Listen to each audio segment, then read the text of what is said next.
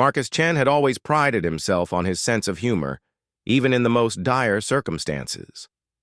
Lying in the medical bay of the Galactic Coalition's largest research station, with 3 broken ribs and a concussion from what the locals called a minor atmospheric turbulence incident, he figured now was as good a time as any to keep his spirits up. The nurse attending to him was unlike anything he'd encountered in his 2 years serving as Earth's diplomatic attaché to the Outer Rim colonies. She stood nearly 7 feet tall, her skin a luminescent pale blue that seemed to shift and shimmer under the medical bay's artificial lighting. 4 arms moved with graceful efficiency as she adjusted his biomonitors, while her large, multifaceted eyes reminded him of precious gemstones. Her species, the Veltar, were known throughout the galaxy for their advanced medical knowledge and their deeply ritualistic approach to healing. "Ambassador Chen," she said, her voice carrying musical undertones that seemed to resonate in his chest. "Your recovery progresses well. The bone-mending accelerants should complete their work within 2 standard cycles." Marcus watched as she manipulated the holographic displays showing his vital signs.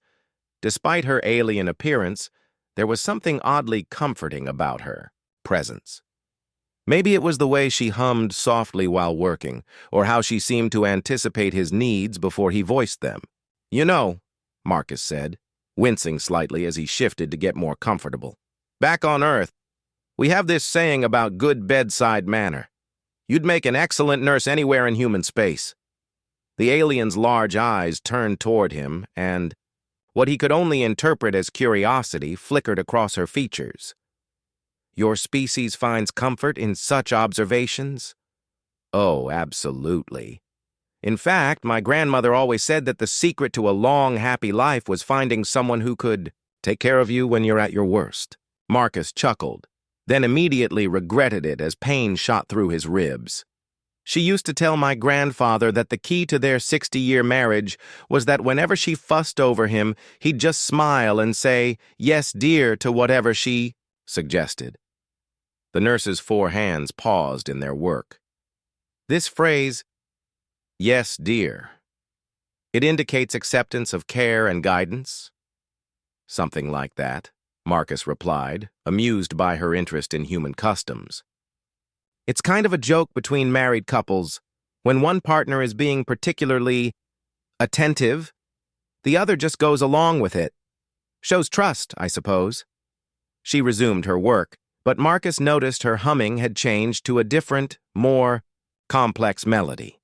The biomonitors showed his stress levels dropping significantly, and he felt a warm, pleasant sensation spreading through his body. "Your species bonds through such verbal acknowledgments?" she asked, her tone suddenly more formal. "Well, sure. Communication is pretty important to humans. We're social creatures." Marcus felt drowsy, the alien medical technology working better than any painkiller he'd ever experienced. Trust, affection, mutual support, all that good stuff. The nurse's movements became even more graceful, if that were possible. She began incorporating additional instruments into her treatment, devices Marcus hadn't seen her use before. The warm sensation intensified, and with it came an overwhelming sense of peace and security. "Your physiology responds remarkably well to Veltar healing harmonics," she observed, her voice taking on what sounded almost like satisfaction. "Most species require significant adaptation periods."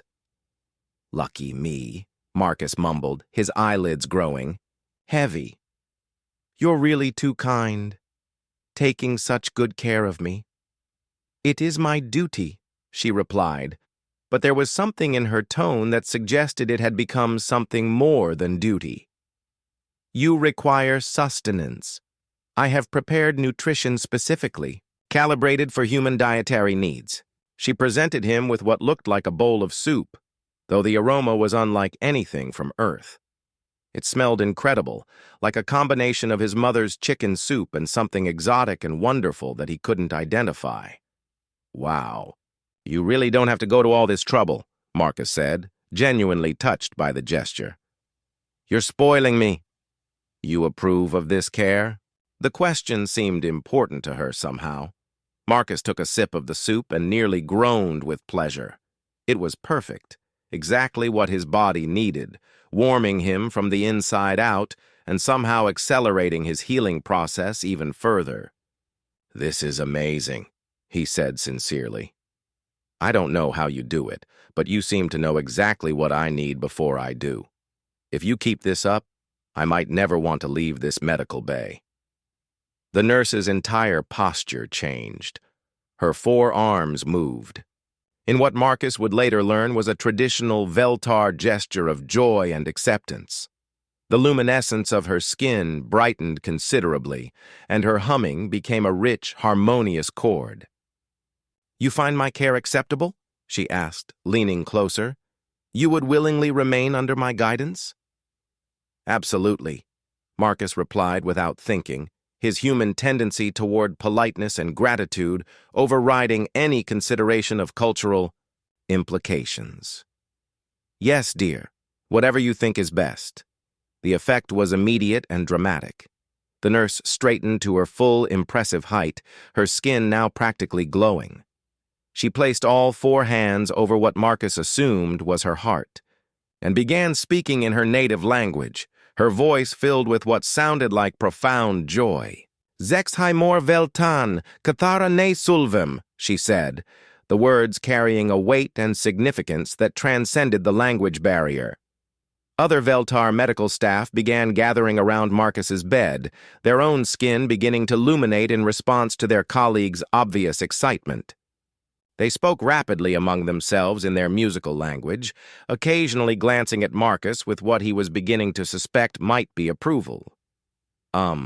Marcus said, a growing sense that he'd missed something important beginning to penetrate.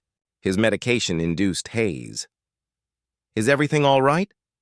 The nurse turned back to him, her large eyes now practically radiating warmth and affection. "Everything is perfect, my mate. You have accepted my courtship and agreed to our bonding. The healing harmonics confirm our compatibility, and your willingness to submit to my care indicates your readiness for the partnership ritual."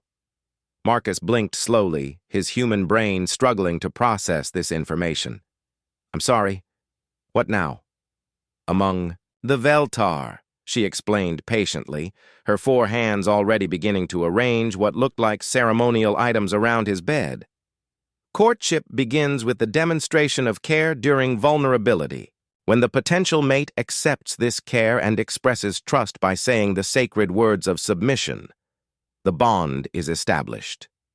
"Sacred words of submission?" Marcus's voice came out as a strangled whisper. "Yes, dear.